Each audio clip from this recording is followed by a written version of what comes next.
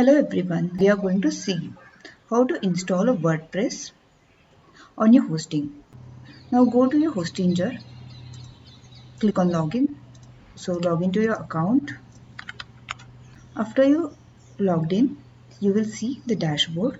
So here you are able to see the hosting and the domain whatever you have purchased. So as you can see, we have purchased the premium web hosting and I have also claimed the domain.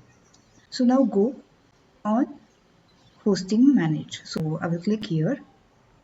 Okay, now you will see here whatever websites you have created. Okay, as it is a fresh account, there are no websites. To create a first website, click on add website.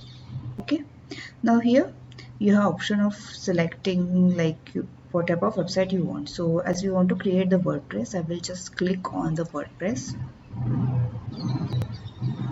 Awesome. Now it will take you through few steps.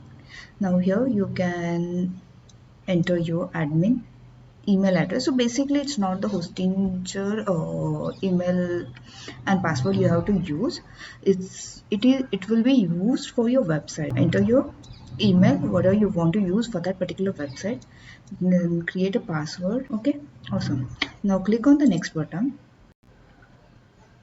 Okay, so it will ask you what type of website you want. Right now you can skip this, just click on choose a theme instead and click on the default.